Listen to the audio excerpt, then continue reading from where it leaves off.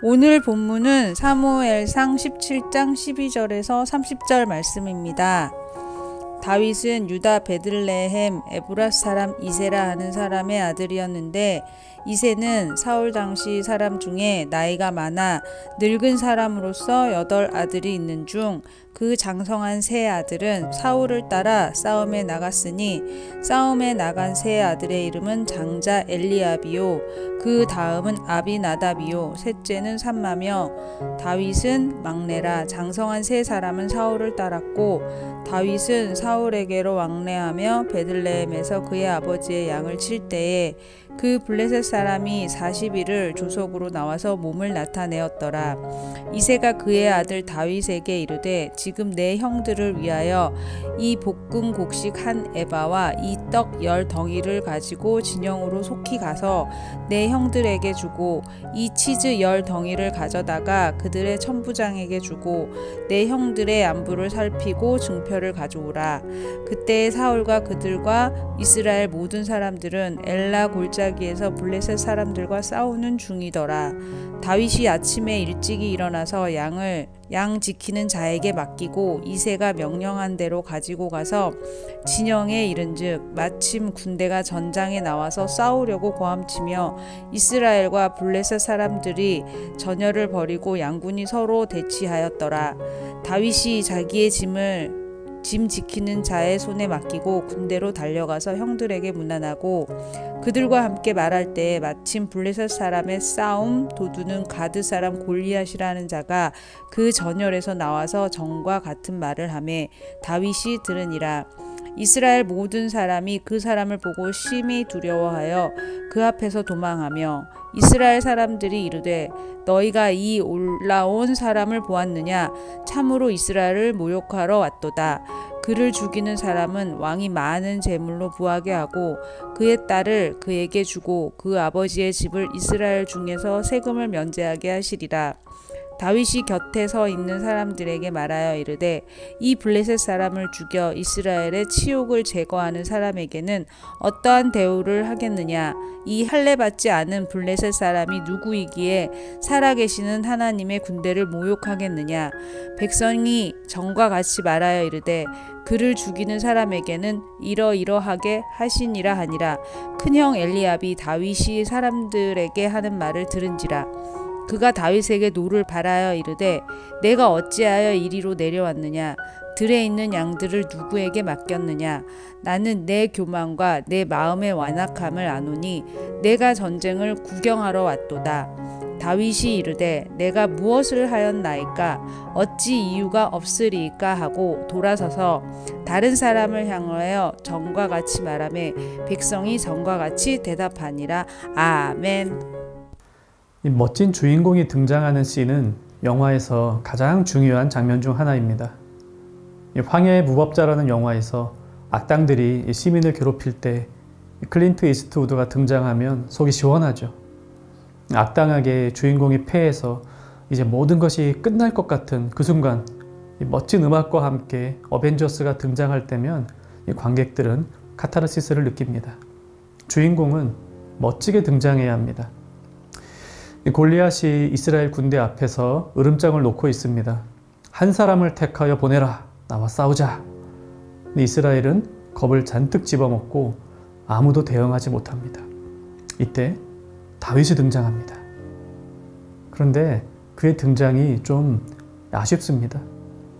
그의 형들은 무장을 하고 전쟁터로 나갔지만 다윗은 양을 치고 있었습니다. 그의 큰 형님들은 멋지게 갑옷을 입고 나라를 위해 전장에 왔습니다. 그러나 다윗은 전쟁터에 가지 못했습니다.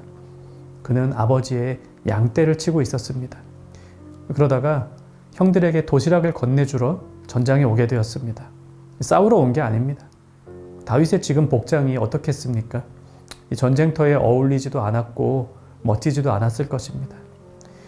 다윗과 골리앗의 싸움은 성경 전체에서도 가장 멋진 장면 중 하나인데, 거기에 등장하는 주요 인물 치고는 등장이 그리 화려하지 않습니다. 양치기 복장을 하고 등장한 다윗의 입에서 처음 나온 말도 그리 멋지지 않습니다. 지금 골리앗이 나와서 이스라엘의 화를 돋구며 블레셋의 사기를 높인 지 40일이 지났습니다. 그동안 이스라엘에서는 골리앗이 두려워 아무도 나서지 못하고 있습니다. 사울 왕이 상을 내걸었습니다. 많은 돈을 줄 것이다. 왕의 사위가 되게 해줄 것이다. 그 집의 모든 세금을 면제해 줄 것이다. 골리앗을 이기기만 한다면. 이런 사울 왕이 내건 상에 대해서 다윗이 듣습니다. 물론 다윗이 이런 말도 합니다. 누가 감히 살아계신 하나님의 군대를 모욕하느냐. 이건 멋진 말을 하긴 했지만 본문에 보면 그는 2번이나 이 골리앗을 이겼을 때 사울 왕이 내건 이 조건에 대해서 사람들에게 물어봅니다. 돈 받고 왕의 사위 되고 세금 면제되고 여기에 대해서 막 2번이나 확인을 받는 거죠. 조금 아쉽습니다. 나는 사울 왕이 무엇을 걸었건 하나님을 모욕하는 것 참지 못한다.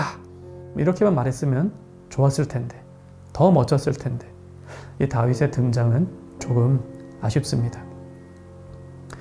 생각해보면 우리 주님의 오심도 그와 같았습니다. 주님은 온 세상을 점령하던 죽음으로부터 세상을 해방시키고자 이 땅에 오셨습니다. 그러면 생명의 찬가가 이 우주를 뒤덮어서만 했습니다. 어벤져스의 등장 때보다 훨씬 더 화려하고 웅장한 음악과 함께 오셨어야 했습니다. 하지만 주님은 우렁찬 팡파레를 울리며 멋진 모습으로 하늘에서부터 내려오지 않으셨습니다. 그분은 우리 죄인들과 마찬가지로 응애 하면서 태어나셨습니다. 하나도 멋지지 않았습니다. 그것도 더러운 마국간에서 별 볼 일 없는 가문을 배경으로 태어나셨습니다. 이 주인공이 등장할 때 나오는 웅장한 음악은 예수님의 탄생과 어울리지 않았습니다. 다윗이 좀 더 멋지게 등장했으면 어땠을까? 예수님이 좀 더 멋지게 태어나셨더라면 어땠을까? 우리한테 좀 그런 생각이 있기 때문일까요? 우리는 그리스도인으로서, 교회로서 이 세상적인 관점에서의 멋진 모습을 바랄 때가 있습니다. 이 그리스도인이라면 모름지기 세상에서 돈도 좀 잘 벌고 남들보다 공부도 잘하고 성공한 모습으로 그렇게 살아야 멋진 거 아닌가? 교회도 말이죠. 중세 교회처럼 화려한 건물 자랑하고 또 세상 왕보다도 더 큰 정치 권력을 소유하고 또 광장을 가득 메울 만큼 이런 인적 자원도 풍부하고 뭐 이래야 교회가 멋진 거 아닌가?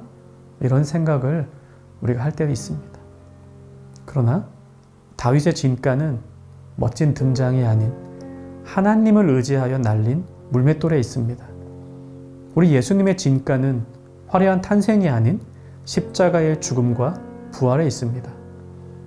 교회의 진가는 어디에서 보여줄 수 있을까요?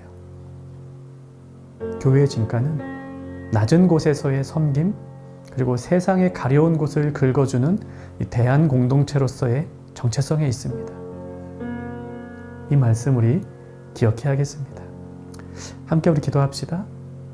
세상 사람들이 볼 때의 멋진 모습을 추구하지 않는 그런 그리스도인 되게 하여 주소서.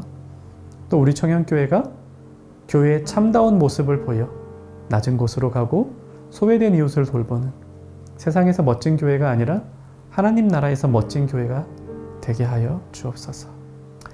오늘 하루 하나님 보시기에 가장 아름다운 모습으로 살아가는 모든 청년 가족 되시기를 간절히 바랍니다.